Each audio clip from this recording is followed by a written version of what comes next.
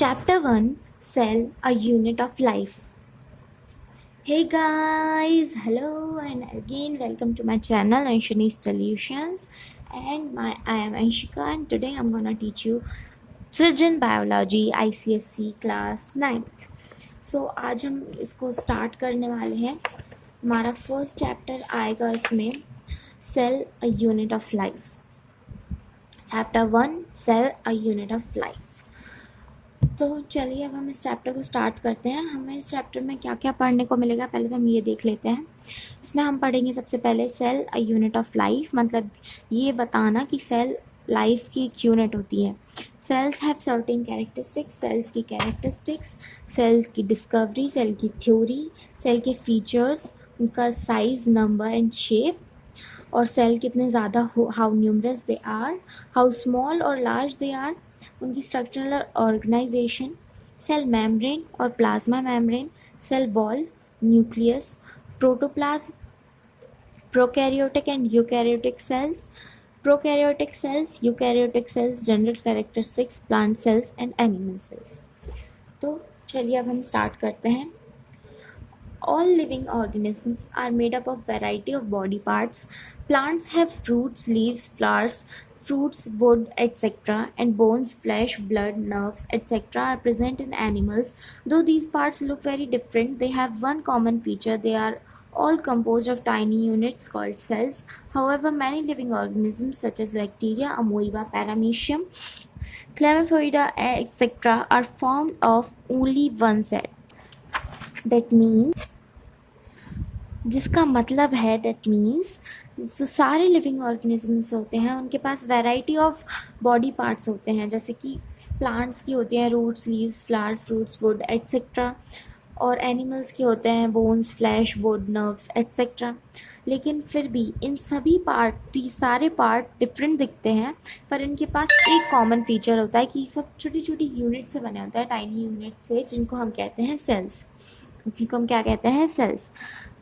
लेकिन फिर भी जो कुछ ऑर्गेनिजम्स होते हैं जैसे कि बैक्टीरिया, अमोइबा, पैरामीशियम एट्सेट्रा एट्सेट्रा, वो सिर्फ एक सिंगल सेल से बने होते हैं, जो कि सिंगल सेल बहुत छोटे होते हैं, बहुत टाइनी होते हैं, जैसे कि हम उन्हें सिर्फ माइक्रोस्कोप से देख सकते हैं.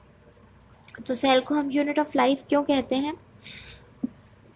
अब सेल को हम यूनिट ऑफ लाइफ क्यों कहते हैं? इसलिए कहते हैं क्योंकि सेल जो होता है वो स्मॉलेस्ट पार्ट होता है एक ऑर्गेनिज्म की बॉडी का, मतलब जो कि हर एक फंक्शन परफॉर्म करने के लिए एबल होता है, जैसे कि ग्रोथ होती है, मेटाबॉलिज्म होता है, रिप्रोडक्शन होता है.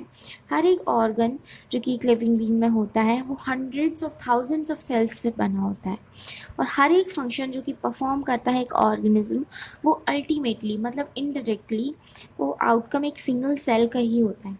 तो इसलिए हम सेल को क्या कहते हैं? एक बेसिक स्ट्रक्चरल और functional unit of living beings. मतलब सेल, इसलिए हम सेल को कहते हैं एक बेसिक, मतलब बिल्कुल नीडेड स्ट्रक्चर और फंक्शनल यूनिट. स्ट्रक्चर मतलब स्ट्रक्चर काय से बना होता है, जो हमारी बॉडी का मतलब हर एक इंसान, जैसे कि हम हैं तो हम भी, हमारा जो स्टार्टिंग हुई होगी मेडअप की, वो भी एक सिंगल सेल से हम लोग स्टार्ट हुएंगे. मतलब इस दुनिया में हर एक लिविंग बीइंग एक सिंगल सेल से अपना लाइफ टाइम्स स्टार्ट करता है. तो हमारी जो स्ट्रक्चरल यूनिट हुई क्या हुई? सेल. और फंक्शनल यूनिट, हर एक फंक्शन जो कि परफॉर्म करते हैं हम लोग, वो अल्टीमेटली किसका आउटकम होता है? एक सिंगल सेल का. तो हम उसे इसलिए क्या कहते हैं? Functional unit. तो इस तरह से हमारी सेल क्या हुई? बेसिक स्ट्रक्चर और functional unit of living beings. अब सेल्स की कुछ कैरेक्टरिस्टिक्स भी होती हैं, जैसे कि सेल्स जो होते हैं वो हमारी लिविंग बीइंग्स के बिल्डिंग ब्लॉक्स होते हैं. बिल्डिंग ब्लॉक्स मतलब ब्लॉक ब्लॉक ब्लॉक ब्लॉक करके जैसे कि पूरी बिल्डिंग बनती है, ऐसे ही सेल सेल सेल सेल करके हमारी पूरी बॉडी बनती है, जैसे कि हम आपको बता ही चुके हैं. और सेल जो होते हैं वो इंडिपेंडेंट एग्जिस्टेंस, मतलब उनकी जो होते हैं वो लोग इंडिपेंडेंट होते हैं, उन लोगों को, उन्हें किसी पे भी डिपेंडेंट होने की ज़रूरत नहीं है. जैसा कि हमने बताया था, सेल, हर एक सेल हर फंक्शन परफॉर्म करता है जो कि बेसिक फंक्शन होता है लाइफ के. और हर एक ऑर्गेनिज्म अपनी जो लाइफ है वो एक सिंगल सेल से ही स्टार्ट करता है. Each cell has its own life span. और हर एक सेल का अपना खुद का लाइफ स्पान होता है। जैसे कि हम बता ही चुके हैं कि हर सेल हर ऑर्गेनिज्म एक सिंगल सेल से स्टार्ट होता है, अपना लाइफ सिंगल सेल से स्टार्ट करता है। और जो हर एक सेल होता है हमारी बॉडी में, उसका अपना खुद का लाइफ स्पान होता है, मतलब उसकी ज़िंदगी अपनी होती है, फिर वो ख़त्म होता है, उसकी जगह नया आ जाता है। और जो old and born out sales होते हैं वो कंटिन्यूसली रिप्लेस्ड होते हैं न्यू सेल्स से। वही चीज़ जो हमारे पुराने सेल्स होते हैं, जो कि हटने वाले होते हैं, उनको हर एक सेल रिप्लेस होता है एक नए सेल से। और सेल्स जो कि सिमिलर नेचर के होते हैं, मतलब कि ये सेल भी वही काम कर रहा है, ये सेल भी वही काम कर रहा है, तो वो मिलके एक टिश्यू बना लेता है। और टिश्यूज़ जो कि सेम काम करते हैं, मतलब वो भी यही फंक्शन परफॉर्म कर रहे हैं, तो वो मिलके एक ऑर्गन बना लेता है। मतलब कि जैसे हमारा हार्ट है, तो हमारा हार्ट ब्लड सर्कुलेट करता है, ऑक्सीडाइज करता है हमारे ब्लड को। तो उसमें वो जो हार्ट है वो एक ऑर्गन है, वो काय से बना हुआ है, डिफरेंट टिश्यूज़ से। तो टिश्यूज़ वो हर एक टिश्यू जिससे वो बना है वो सेम फंक्शन परफॉर्म कर रहा है। और उसमें से एक टिश्यू को ले लो, तो उस टिश्यू में जितने सेल्स हैं वो सब सेम फंक्शन परफॉर्म कर रहे हैं। तो मतलब सेम फंक्शंस परफॉर्म करने वाले सेल से टिश्यू बनता है, उन सेम फंक्शन परफॉर्म करने वाले टिश्यू से ऑर्गन बनता है। और अलग अलग ऑर्गन्स जो हमारे अलग अलग फंक्शन परफॉर्म करते हैं, उनसे हमारा ऑर्गन सिस्टम बनता है। मतलब अलग अलग ऑर्गन्स जो कि सेम फंक्शन, मतलब जैसे कि सर्कुलेटरी सिस्टम हुआ, डाइजेस्टिव सिस्टम हुआ, तो डाइजेस्टिव सिस्टम क्या करता है, डाइजेशन में हेल्प करता है, पर उसके ऑर्गन्स अलग अलग होते हैं। तो वो क्या बनाता है, एक ऑर्गन सिस्टम बनाता है।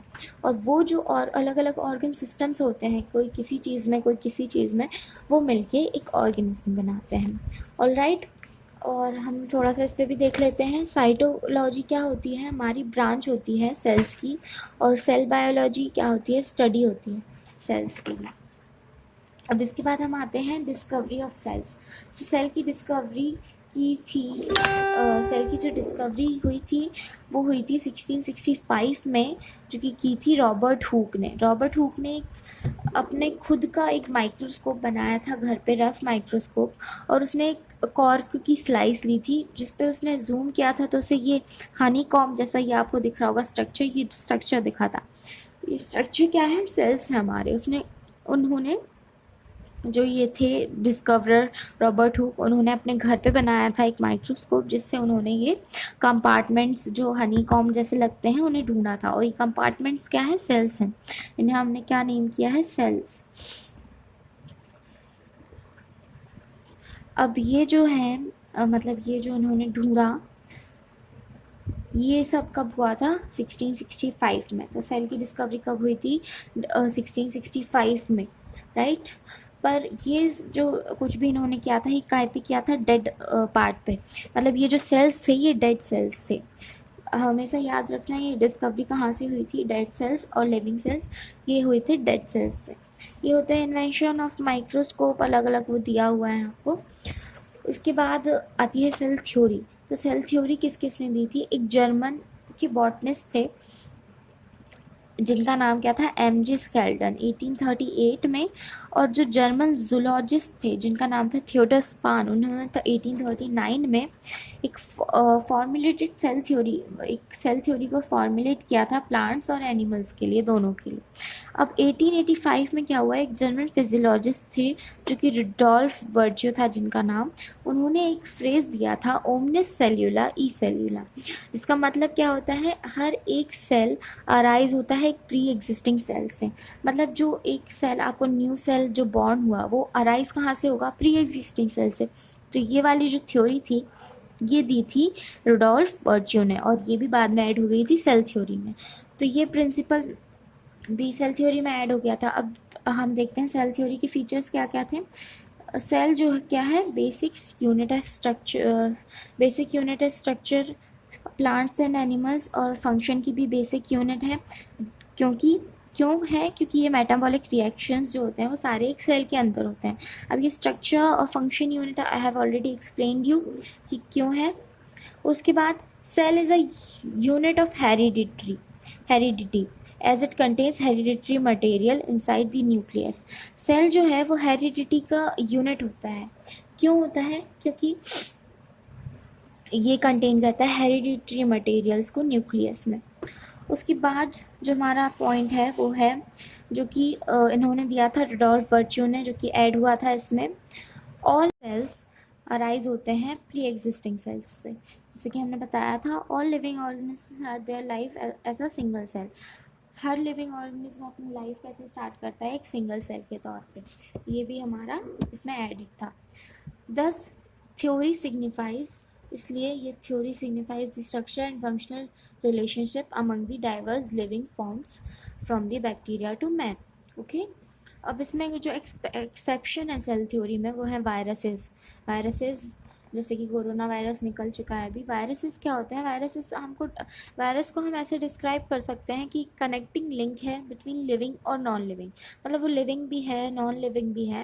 मतलब इसको अभी तक पूरी तरीके से समझा नहीं गया है कि actually what is virus, a virus. और ये क्या करते हैं, हेरिडिटरी मटेरियल से एनक्लोज होते हैं। इनके ऊपर एक प्रोटीन कोट होती है, जैसे कि उसमें भी है, कोरोना में वायरस है वो भी एक। Protoplasm and nucleus are absent. इन दोनों में जो प्रोटोप्लाज्म और न्यूक्लियस होते हैं वो दोनों एब्सेंट होते हैं। डीएनए और आरएनए एक जेनेटिक मटेरियल होता है। ओके, अब हम बात करेंगे सेल साइज, शेप और सेल नंबर, साइज और शेप के बारे में। तो सबसे पहले देखते हैं सेल की नंबर। तो जिन ऑर्गेनिजम्स में एक सिंगल सेल होता है उन्हें क्या कहते हैं, यूनिसेलुलर। आप लोग बहुत छोटे से पढ़ते आ रहे हैं, जैसे कि हो गया बैक्टीरिया, ईस्ट, अमोइबा, पैरामीशियम, ये यूनिसेलुलर है। और मल्टी सेलुलर मतलब जिस बॉडी में बहुत सारे सेल्स होते हैं तो उसको क्या कहते हैं, उस ऑर्गेनिज्म को क्या कहते हैं, मल्टी सेलुलर ऑर्गेनिज्म। और नंबर ऑफ सेल वेरी करते हैं अलग अलग उसमें। जैसे कि जो न्यूली बॉर्न बेबी होता है उसमें अप्रोक्सीमेटली 2 ट्रिलियन सेल्स होते हैं बॉडी में। और जो average sized adult human body होती है उसमें देखो 37.2 ट्रिलियन सेल्स होते हैं होल बॉडी में। 30 मिलियन होते हैं white blood sales, 25 to 30 million होते हैं रेड ब्लड सेल्स, और 10 मिलियन होते हैं नर्व सेल्स। ओके, अब सेल्स की अगर हम स्मॉल और लार्ज होने की बात करें, उनकी साइज़ की बात करें, तो जो सबसे छोटा सेल है उसको, जो सबसे छोटा सेल है वर्ल्ड में, उसको क्या कहते हैं, माइक्रोप्लाज्म, जो कि 0.1 से 0.15 माइक्रोन का होता है।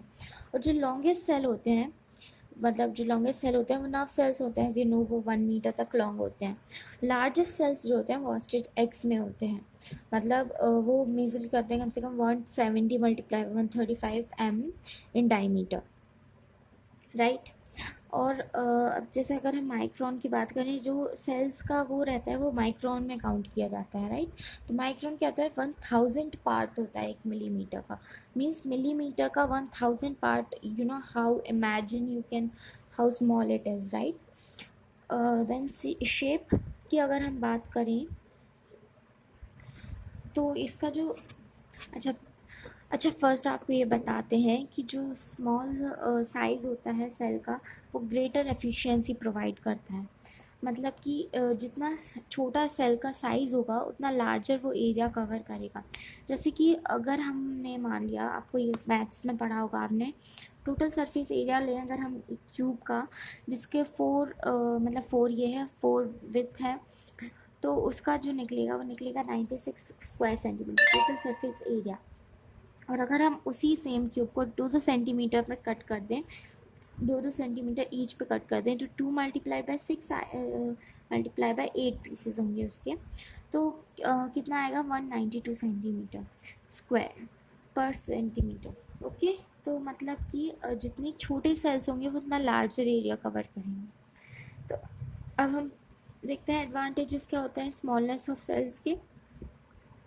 कम्युनिकेशन बेटर होता है एक दूसरे में सेल्स की, डिफरेंट रीजन्स में पहुंच पाता है अच्छे से वो कम्युनिकेशन। सेल्स का डिफ्यूज़न जो रहता है, न्यूट्रिएंट्स अच्छे से पहुंच पाते हैं सेल्स में। Greater diffusion of metabolic waste, मतलब मेटाबॉलिक जो वेस्ट होता है उसका ज़्यादा डिफ्यूज़न होता है इंटीरियर आउटसाइड से आने में। और रेस्पिरेटरी गैसेस जैसे कि ऑक्सीजन को सेल में आना और CO2 को बाहर जाना, उसमें भी हेल्प करता है। और जैसे कि कोई भी डैमेज हो अगर सेल में तो वो रिपेयर इजीली हो जाता है अगर सेल का साइज़ छोटा हो। अब अगर हम बात करें शेप की, कि how the cell shape and cell size suit various functions, तो हर सेल का जो शेप होता है वो उसके फंक्शंस पे के हिसाब से अलग अलग होता है। जैसे कि जो वाइट ब्लड सेल्स होते हैं हमारे ल्यूकोसाइट, उनका जो शेप रहता है वो अमोइवॉइड रहता है। अमोइवॉइड मतलब अमोइवा का शेप देखा है आपने, ऐसा ऐसा ऐसा कैसा भी रहता है, मतलब उसका कोई डेफिनेट शेप नहीं होता है। तो जो अमोइवॉइड शेप होता है वो रहता है उसका squeeze out through capillary bones. और जो रेड ब्लड सेल्स होते हैं उनका शेप होता है सर्कुलर बाइकॉन्केव। सर्कुलर बाइकॉन्केव मतलब क्लोज्ड सा सर्कुलर होता है, मतलब उसका सेल्स, ताकि वो इजीली मूव कर सके स्मॉल से स्पेसेस में और ऑक्सीजन को ट्रांसपोर्ट कर सके। अब नर्व सेल्स जो होते हैं वो लॉन्ग होते हैं। लॉन्ग क्यों होते हैं? क्योंकि उन्हें इम्पल्सेस कंडक्ट करने होते हैं डिफरेंट पार्ट्स, बॉडी के डिफरेंट पार्ट्स तक नर्व इम्पल्स पहुंचाने होते हैं। ब्रेन, बॉडी बॉडी के डिफरेंट पार्ट से ब्रेन तक और ब्रेन से बॉडी तक, and vice versa, you know. Muscle cells are long in contractile, मतलब मसल सेल्स जो होते हैं वो लॉन्ग होते हैं, लंबे होते हैं और कॉन्ट्रैक्टाइल होते हैं, मतलब ऐसे फैल सकते हैं, कम हो सकते हैं। किस लिए? क्योंकि वो मूवमेंट, बोन्स की मूवमेंट के लिए मसल्स। ओके। और जो जाइलम होता है वो लॉन्गेटेड होता है और ट्यूबुलर होता है। लॉन्गेट मतलब ट्यूबुलर, वैसा ट्यूब जैसा। तो क्यों होता है ऐसा? क्योंकि वाटर का कंडक्शन होता है, मिनरल्स होते हैं, इसलिए। गार्ड सेल्स जो होते हैं स्टोमेटा में, लीव्स में, जो प्लांट्स पे आ गए हैं अब हम, वो किडनी शेप्ड होते हैं। क्यों होते हैं? क्योंकि ओपन और क्लोज कर सकें, ताकि वो एक्सचेंज गैसेस एक्सचेंज हो, सेव कर सकें। गार्ड सेल्स है ना, they can open and close. अब अगर हम चेक पॉइंट 1 पे आए तो अभी तक आपने क्या पढ़ा है? The cell theory was formulated by, cell theory किस किसने फॉर्मुलेट की थी? आपने पढ़ा था MJ Scalidon and Theodor Swan. Okay, cell is a unit of function as all the cell unit होती है function की। क्यों? क्योंकि सारी metabolic reactions take place लेती हैं उसके अंदर। All living cells arise only from, हर एक लिविंग सेल कहाँ से आती है? उनकी प्री एग्जिस्टिंग सेल्स से, राइट। नेम दी फॉलोइंग, अब हमें नेम करना है। ह्यूमन अमोइबॉइड सेल्स, अमोइड शेप के कौन से सेल्स होते हैं? अभी हमने पढ़ा था ऊपर, कौन से होते हैं? Leucocytes means white blood cells. The cells that open and close the stomata, cells जो कि स्टोमेटा को ओपन और क्लोज करते हैं वो कौन से होते हैं? Guard cells. सेल्स जो कि इम्पल्स कंडक्ट करते हैं वो कौन से होते हैं? Nerve sales. ओके, इम्पल्स कौन से सेल्स कंडक्ट करते हैं? Nerve cells. अब हम क्या पढ़ना है हमें आगे? Structural organisation of cells, cells की स्ट्रक्चरल ऑर्गेनाइजेशन पढ़नी है। तो ये सब कुछ हम पढ़ेंगे नेक्स्ट वीडियो में। इस वीडियो के लिए इतना ही। और अगर आपको वीडियो पसंद आई हो, आपको समझ आया, तो प्लीज़ प्लीज़ प्लीज़ लाइक करिए, और चैनल पसंद आया हो तो सब्सक्राइब ज़रूर करना। और इसके आगे का आपको जैसे कि पार्ट चाहिए होगा तो please please please subscribe. And thank you, bye bye.